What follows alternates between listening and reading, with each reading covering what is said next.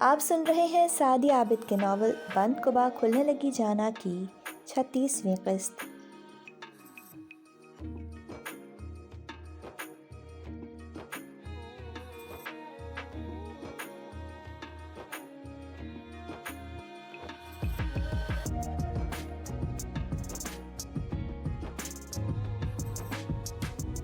آپ لوگ اس پروپوزل کے لیے لاش کی خوشی کی خاطر مان جائیں کہ میرے ارحم بھیا تو ہیں بھی لاکھوں میں ایک۔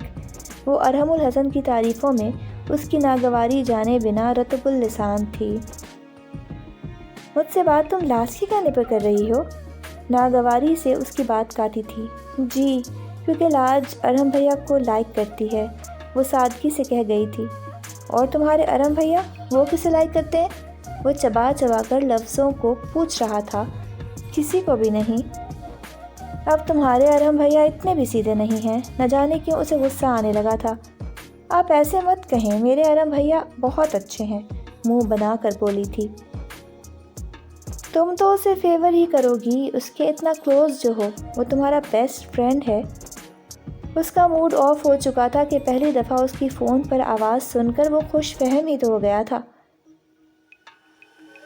ارحم بھیا کی میں اس لیے تعریف نہیں کرتی کہ وہ میرے بھیا میرے سب سے اچھے دوست ہیں، میں تو ان کی تعریف اس لیے کرتی ہوں کیونکہ وہ ہیں ہی تعریف کے لائق۔ وہ اس کی ناراضگی محسوس کر ہی نہیں سکتی تھی، اپنے ہی ہانکے جا رہی تھی۔ کوئی اور بات کرنی ہے تو ٹھیک، ورنہ میں فون بند کر رہا ہوں۔ اپنے ارحم بھیا نامہ کسی اور کو سنانا نہایت تب کر کہہ گیا تھا۔ میں بھی آپ کو کال نہیں کرنا چاہ رہی تھی، مگر لاج کو پورا یقین تھا کہ میں آپ سے بات کروں گی تو پھر سب کچھ آپ سنبھال لیں گے، مگر آپ کو تو جیسے اس کی پرواہ ہی نہیں ہے۔ لے کر فضول میں میرے ارحم بھیا کو برا کہے جا رہے ہیں۔ وہ بھی تب اٹھی تھی اور غصے سے بولتی اسے لب بھیجنے پر مجبور کر گئی تھی۔ اور ایک ارحم بھیا ہے جو مجھ سے صرف آپ کی اچھائیاں ہی بیان کرتے رہتے ہیں، جبکہ میں بھی جانتی ہوں کہ آپ کتنے اچھے ہیں۔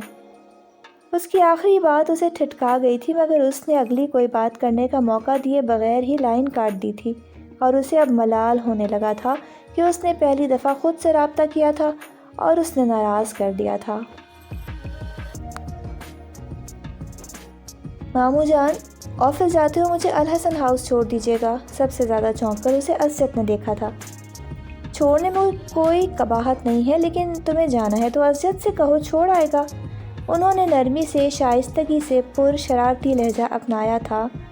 جی میں نے کہا تھا، مگر انہیں فرصت نہیں ہے، آپ چھوڑ دیجیے گا مجھے۔ پاپا ماما یاد آ رہے ہیں۔ وہ فطری طور پر باپ کو زیادہ چاہتی تھی اور یہاں وہ انہیں ہی سب سے زیادہ مس کر رہی تھی۔ جب وہ اسے ہرٹ کرتا تھا، اسے اپنی ماں کی آغوش، باپ کے دستے شفقت، بھائی کے مہربان سائے کی ضرورت محسوس ہوتی تھی، مگر وہ شخص تو جیسے اسے ہر ایک رشتے اس کی لطافت سے دور کر دینا چاہتا تھا۔ جب ہی تو وہ شادی کے بعد محض 3 سے 4 دفعہ ہی میکے گئی تھی۔ اس کے صاف کہہ دینے پر وہ سب پریشان و حیران ہوئے تھے، اور اسجد بھی متحیر رہ گیا تھا اور اسے دیکھنے لگا تھا، جو پیلے رنگ کے سوٹ میں کافی اداس اور غیر معمولی سنجیدہ نظر آ رہی تھی۔ کیوں بھائی، ایسی بھی کیا مصروفیت کہ تم بیوی کو بالکل ہی نظر انداز کر دیتے ہو؟ راشدہ نے اسے ڈپٹا تھا اور وہ اس پر ٹھہر جانے والی نگاہ چراتا ماں کو دیکھنے لگا تھا۔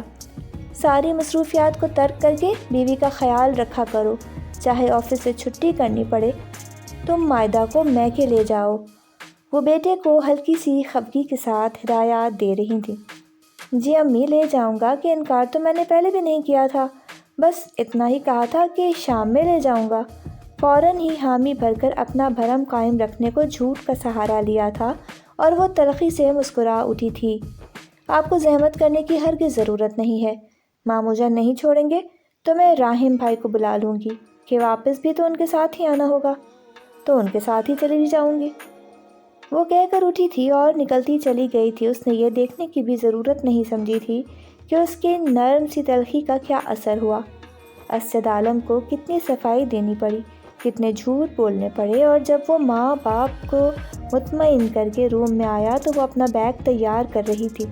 آپ سن رہے ہیں امی اور سعدی ابو کے عابد کے سامنے قلم اس سے لکھا بکواس کا ناول مطلب بند کبا کھلنے لگی جارحانہ جانا۔ انداز میں اس کا بازو چینل کو جکڑا ابھی تھا۔ تک سبسکرائب نہیں کیا مطلب تو صاف ابھی ہے اسجد سبسکرائب عالم، کریں اور ہاں آپ بیل سمجھنا نہ نوٹیفیکیشن کو چاہیں تو آن الگ کر لیں بات ہے، تاکہ ہر نئی اپنا آنے بازو والی آزاد قسط کا کروا نوٹیفیکیشن کر آپ دور کو بر ہوتی وقت مل نہایت تلخ سکے۔ لہجے میں بولی شکریہ۔ تھی کہ وہ نرم مزاج، نرم خو لڑکی غصے میں بھی نرمی کے ساتھ نہیں چھوڑ پاتی تھی کہ وہ اپنی فطرت نہیں بدل سکتی تھی، ویسے ہی وہ بھی اپنی فطرت کب بدل سکتا تھا؟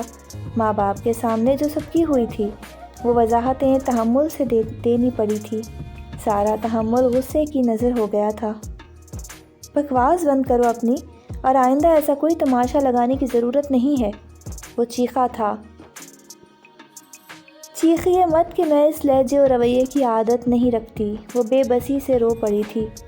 وہ صرف آپ کو یہ باور کروانے کے لیے تھا کہ بھرم رکھنا، عزت بنائے رکھنا بہت مشکل ہوتا ہے، اور میں اگر اپنا بھرم رکھتی پھرتی ہوں اپنے خاندان کی عزت کے لیے، تو کچھ فرض تو آپ کا بھی بنتا ہے کہ میں اگر خاموش ہوں تو اپنوں کے دکھ سے بچانے کے لیے، اپنی عزت نفس کے لیے۔ اور آپ کس طرح مجھے ڈیگریڈ کر رہے ہیں، میری عزت نفس پامال کر رہے ہیں، یہ آپ جانتے ہیں، اور یوں ہی رہا تو میری خاموشی ٹوٹ بھی سکتی ہے۔ اس کے آنسو روانی سے رخساروں کو تر کرتے جا رہے تھے، اس کا لہجہ مگر ہموار و شفاف اور غیر معمولی سنجیدگی لیے ہوئے تھا۔ تم مجھے دھمکی دے رہی ہو؟ اسے تیکھے چتونوں سے گھورا تھا۔ نہیں، صرف اتنا بتا دینا چاہ رہی ہوں کہ آپ کے نہ ماننے کے باوجود رشتہ بہرحال قائم ہے، اور اس کے کچھ تقاضے ہیں۔ مجھے سب کے سامنے جواب دہ ہونا پڑتا ہے، اور جب میں اپنا اور آپ کا بھرم رکھنے کو جھوٹ بول کر سب اچھا ہے کہ عملی تفسیر پیش کر سکتی ہوں، تو آپ کو تو صرف میرا ساتھ دینا ہے کہ اس میں آپ کا ہی فائدہ ہے۔ میں اب آپ کے بھرم نہیں رکھوں گی کہ جو شخص میری عزت کرنے کو تیار نہیں، میں اس کی عزت کیوں رکھتی پھروں؟ ہاں، آپ عزت دیں گے تو میں بھی آپ کی عزت رکھ لوں گی کہ آپ یہ بات ہمیشہ یاد رکھیے گا، ہر لذت، ہر خوشی، ہر چاہت، ہر ضرورت میں عزت سے کمتر سمجھتی ہوں۔ آپ سے کچھ طلب نہیں کر رہی کہ مجھے میری عزت نفس عزیز ہے، مجھے اپنا بھرم بہت پیارا ہے، اور میری عزت نفس، میرا بھرم دوسروں کے سامنے قائم ہونے سے قبل میرے سامنے قائم رہنا ضروری ہے۔ نفرت سہ سکتی ہوں، ذلت نہیں۔ محبت کے بغیر رہ سکتی ہوں، عزت کے بغیر نہیں۔ اور آپ مجھے کتنی عزت دے رہے ہیں یہ مجھے بتانے کی ضرورت نہیں ہے، لیکن اب آگے مزید آپ سے ذلت نہیں وصولنی میں نے۔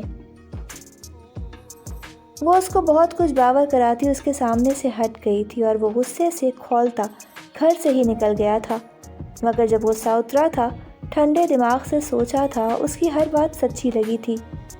آج والدین کو صفائی دیتے اسے دانتوں پسینہ آ گیا تھا، اور آج سے قبل ایسی نوبت نہ آئی تھی، تو سب معاہدہ کی خاموشی اس کی اچھائی ہی تھی۔ اگر وہ سب کو بتا دیتی کہ وہ اس کے ساتھ کس طرح کا سلوک رکھے ہوئے ہے، تو اس کی ذات سوالوں کی زد میں آ جاتی، مگر اس نے صرف اپنا ہی نہیں اس کا بھی بھرم رکھا تھا۔ نہ رکھتی تو جو آج ہوا وہ شادی کے اول دنوں میں ہی ہوتا۔ اسے اپنی غلطی کا احساس ہونے لگا تھا، وہ جانے انجانے میں مائدہ کے ساتھ ظلم کر رہا تھا، احساس تھا، مگر دوسری کوئی چوائس نہ تھی کہ وہ جھکنے کو تیار نہ تھی، تو وہ کیسے جھک جاتا؟ اگر اس نے اسے دھتکارا تھا تو وہ بھی اب یہی کر رہی تھی، اور اگر 2 قدم پیچھے ہوا تھا تو 4 قدم دور چلی جاتی تھی۔ وہ دونوں ہی انا کے خول میں قید ہوتے جا رہے تھے، اور زندگی صرف بھرم رکھنے کا نام تو نہیں ہے۔ اس طرح کب تک چلنا تھا؟ کب تک انہوں نے دریا کے 2 کنارے بنے رہنا تھا؟ پہل کسی نے تو کرنی تھی، انا کسی نے تو مارنی تھی۔ انا کی جنگ میں تو صرف ہار ہوتی ہے، جذبات کی، اور رشتوں کی اور جذبات کی نفی کر کے کیا جیا جا سکتا ہے؟ کیا مائدہ جی رہی ہے، یا زندگی کو محض گزار رہی ہے؟ اور اسجد دنیا کا پہلا مرد تو نہیں تھا نا جس نے 2 شادیاں کی تھیں، تو کیا وہ یسریٰ کے ساتھ ساتھ مائدہ کو بھی عزت و چاہت اور بیوی کا درجہ نہیں دے سکتا؟ کتنے ہی سوال جو سر اٹھا رہے تھے، اور ان کے جواب وقت چلتے ہی مل سکتے تھے۔ کچھ جواب خود ہی مل جانے تھے، اور کچھ خود ڈھونڈنے تھے، اور وہ دونوں ہی جس کے لیے ناراضی تھے، تو زندگی جو جواب خود سے دیتی وہی انہیں قبول کرنے تھے۔ آپ سن رہے تھے سعدیہ عابد کے ناول بند قبا کھلنے لگی جانا کی 36ویں قسط۔ اگلی قسط کے ساتھ انشاءاللہ بہت جلد حاضر ہوں گے۔